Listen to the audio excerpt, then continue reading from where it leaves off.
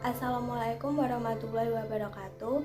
Perkenalkan, nama saya Latifah Rahmawati dengan NIM 21405241007 dari kelas Geografi A angkatan 2021.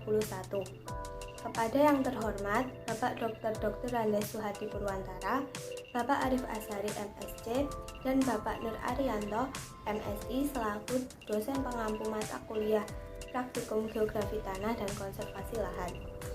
Di sini saya akan membawakan video responsi guna untuk memenuhi tugas Praktikum Geografi Tanah dan Konservasi Lahan. Tema yang akan saya pilih kali ini adalah tema konsistensi tanah. Berikut adalah video penjelasannya.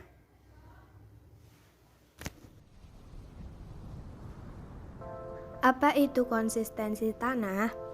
Menurut Sarto Hadi dan kawan-kawan dalam bukunya yaitu Pengantar Geografi Tanah tahun 2013, konsistensi tanah dapat diartikan sebagai kuat lemahnya gaya kohesi dan endesi antar partikel penyusun tanah. Konsistensi merupakan sifat fisik tanah yang ditujukan pada konsistensi berupa kelihatan, keteguhan, dan kelekatan. Pada umumnya, dalam keadaan lembab, tanah dibedakan ke dalam konsistensi gembur sampai teguh. Kemudian, dalam keadaan kering, tanah dibedakan ke dalam konsistensi lunak sampai keras. Kemudian yang terakhir adalah dalam keadaan basah dibedakan dari kelekatannya, yaitu dari tidak lekat sampai lekat. Lalu, bagaimana cara untuk menentukan suatu konsistensi tanah? Untuk selebihnya, mari simak video berikut. Pada metode yang pertama, yaitu metode kering, pada sampel tanah yang sudah dikeringkan, dapat dilihat bahwa agregat tanah ketika disentuh tanpa tekanan sudah hancur. Hal ini menurut tabel konsistensi tanah dari Sarto Hadi termasuk ke dalam kelas 0 dengan derajat lepas-lepas. Pada metode yang kedua, yaitu metode lembab. Pada metode lembab menggunakan tanah dengan keadaan tanah yang sama dengan yang ada di lapangan. Pada tanah tersebut dapat dilihat bahwa agregat tanah disentuh tanpa tekanan sudah hancur. Hal ini menurut tabel konsistensi tanah dari Sarto Hadi termasuk ke dalam kelas 0 dengan derajat lepas-lepas. Metode yang ketiga yaitu metode basah. Langkah yang harus dilakukan adalah dengan membasahi sampel tanah hingga berada pada kondisi jenuh. Untuk mengetahui kelekatan tanah dapat dilakukan dengan meletakkan ibu jari dan telunjuk ke dalam tanah.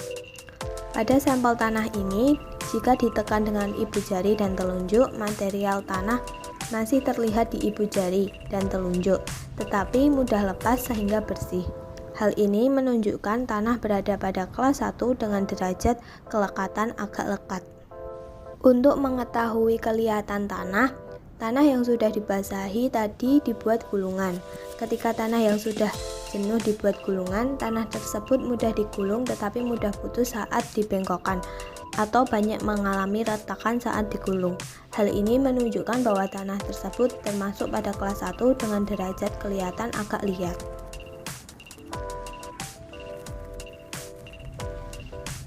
Dari hasil yang dilakukan, menurut Guswono tahun 1983, adapun pengaruh konsistensi dalam mengetahui konsistensi tanah, maka terdapat berbagai manfaat terutama dalam bidang pertanian, yaitu dapat menentukan cara pengolahan tanah yang baik, dapat menentukan jenis tanaman yang cocok, serta dapat mengetahui kadar air dalam tanah.